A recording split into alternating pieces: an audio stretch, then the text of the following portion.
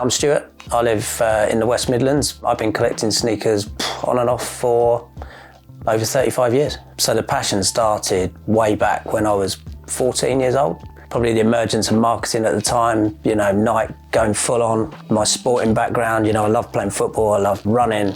After that, mainly driven by basketball, but at the time, back then, you had the rich kids, walking around with the new shoes, the Air Max 1s, the Diodora Borg Elites. We didn't have a lot of money then, so I had to buy other brands. So we were buying Puma and Reebok, and I even had a pair of Pony American football trainers. What about that? So I think that's probably where my eclectic taste comes from, is that I've had to sort of learn about other brands over the years, and then really got caught up in the whole Nike thing through my my love of basketball really. The early memories came from, as I'd already mentioned, the emergence of marketing and being able to go into a store. I mean, where I used to live in Stevenage in Hertfordshire, there were little stores where you could just walk in and just look at the shoes, and there was that buzz about going into town on a Saturday afternoon and looking at what was was coming out. There was no internet, no social media. You had to go in, get the catalogues, look through the magazines. And I remember the one time there was a store, and it was upstairs above a shoe shop. You used to go up the stairs and they had all the Air Max 1 marketing, and all I remember was the sides of this whole stairwell was just Air Max 1, all the adverts. But for me, there were other pairs at the time. I remember there was a pair called Nike Airborne, which I think was a smaller version of the Vortex. And then there was the Air Support, which was the lesser known version of the Air Max 1. And I just fell in love with those pairs. So yeah, that probably takes me back as my earliest memory. Going back in the day, it was the releases you couldn't get. Originally in this country, you got Jordan 1s came out for a really short time. Jordan 2s you just couldn't get. There was the Air Max, the Air Revolution basketball shoe. You just couldn't get them. So, we used to head into town. I'll give you a story. We once told my parents we were jumping on a train to the next town, and me and my friend bombed down to London. And, we were just digging around all the sneaker stores in the sale racks looking for all these shoes and hoping that maybe these Jordans would come out. And along the way you find other things. And, I remember finding a pair of really quite rare Nike Air Walker Max, I think they were, 29 quid on the bottom of the sale rack that weren't even released in the UK, so how they made it over here, I don't know. Yeah, that's probably the point. The ones you couldn't get, you used to go and hunt for them, you used to go searching and just spend some time with your mates doing some, some fun stuff. So how many pairs do I have in my collection? Probably 500 pairs, or at least that's what I tell my wife. I don't think I really regret selling pairs, At the end of the day, the way I view it is they're just shoes, and that might sound a bit flippant, but it's more around the memories and the emotional attachment to pairs and the experiences and the people and the community and the people you spend time with. So yeah, I've sold a few pairs over the years. So I had the original Jade Air Max 1, sold that, but now I've got the retro, the Air Max 1 DJ Clark Kent. Following his recent passing, that's one I wish I'd kept. So yeah, but I don't really regret selling pairs. It's sort of onwards and upwards onto the next one. Can always search down those old pairs again. The reason that I like various brands probably goes back to when I was younger. We didn't have the money to go and buy the latest, newest pair of Air Maxes, so I've got quite an eclectic taste. Of course, that comes with its challenges, because with so many releases, with a saturated market, trying to keep on top of everything's pretty difficult and pretty expensive too. So, I like the variation. Variety is the spice of life. I like to go back round, I like to hunt down old pairs, whether it's on eBay or from other collectors. Yeah, eclectic taste, that's what I say.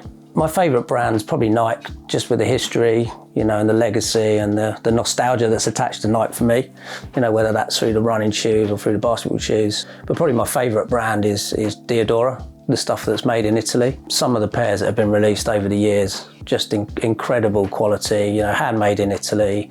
They've got that heritage feel, but at the same time they did a lot of, really, really big retailer collabs. So yeah, I'd say that's the brand that sort of holds a place in my heart, as well as, likes of Asics and Nike and Saucony and others. You mentioned earlier about the pairs that I might have, passed on over time, and some that I regret selling. There's been pairs that I've just literally worn to death.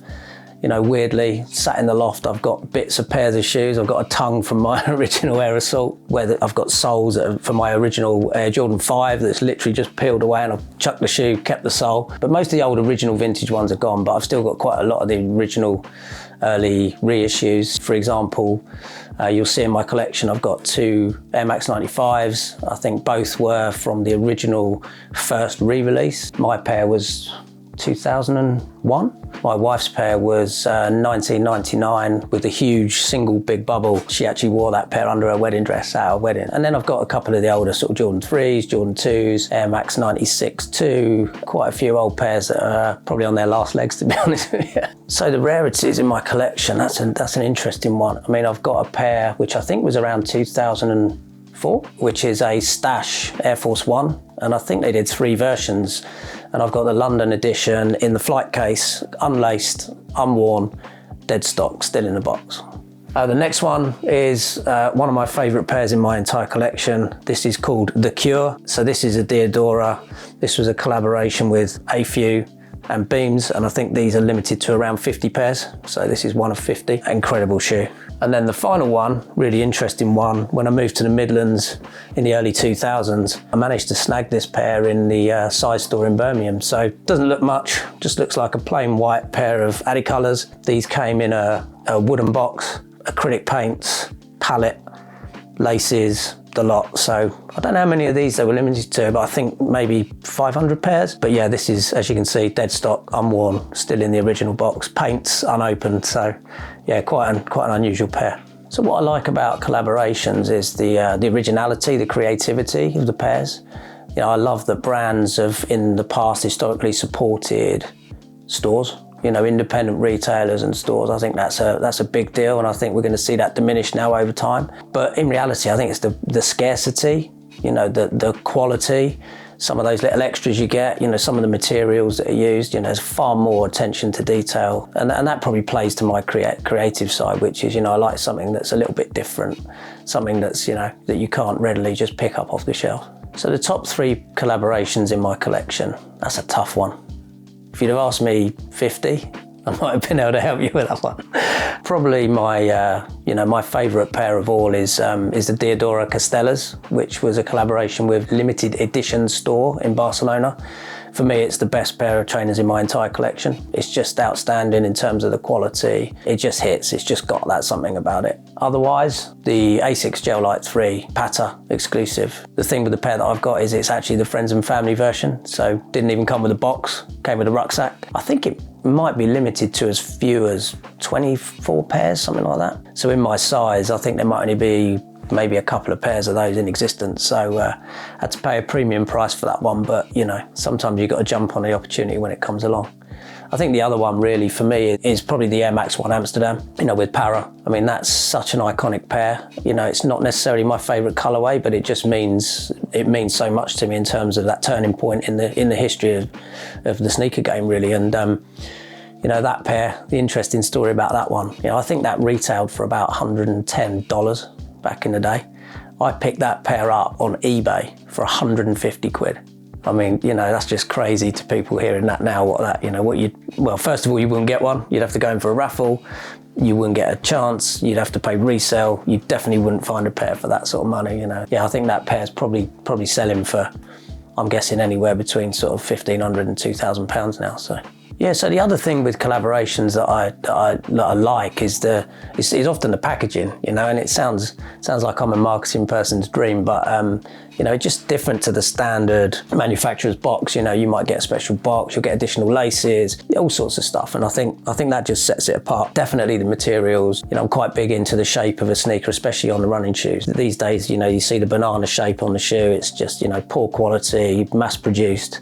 Once you start talking about numbers that are restricted in number in terms of production, you just tend to find there's a correlation between that and the quality of the shoe. So yeah, I like the fact that they're low production numbers, the quality of the materials, yeah, and all those little extras you get with the pairs. There's a number of shoes that I've still not managed to snag over the years. You know, so one would be the Air Max 1 Cherrywood. I've come close a couple of times. The other one would be probably the Asics Gel Light 3 Rivington Club Curry, which is a really iconic pair, which is just one I personally like. Not been able to get my hands on that one quite yet. Interestingly, there's a size pair which I was very, very close to snagging in the Birmingham store back in 2005, and I've still to this day not been able to get hold of it, and that's the Nike Air Max 1 Dave White. So that's definitely high on my list. And then the final pair, which again I came very close last year, is the original Nike Air Support, which For those that don't know about that shoe, that was the support version of the Air Max 1 back in 1987. It doesn't have the air bubble, but for me, that's a premium shoe. So in terms of brands that, you know, sort of emerged for me, you know, I think probably Diadora is a good example of that, where, you know, back in the day, they were famous for the original Bjorn Borg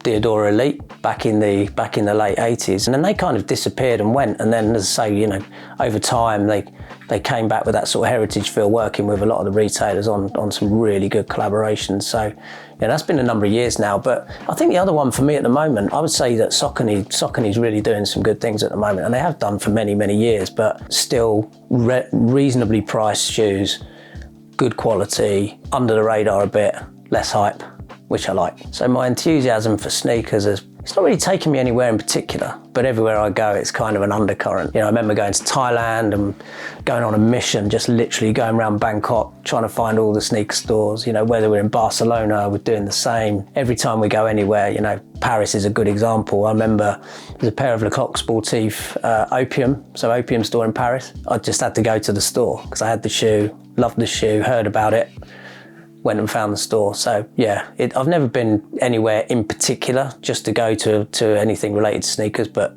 every time I go anywhere around the world, there's always that undertone. So if I could put my spin or my stamp on a brand or a silhouette, that's a really difficult question, because as I said to you before, I've got such eclectic taste. You know, it would have to be a Gel Light 3, it would be a Diadora N9000, a New Balance 1500. I've not really mentioned that. That's another amazing silhouette. I think, you know, with all the hype around New Balance at the moment, I think the 1500 doesn't get enough love. Shape, quality, materials, yeah, it's first class. But probably if I had to pick one, sorry, bit predictable, probably be an Air Max 1.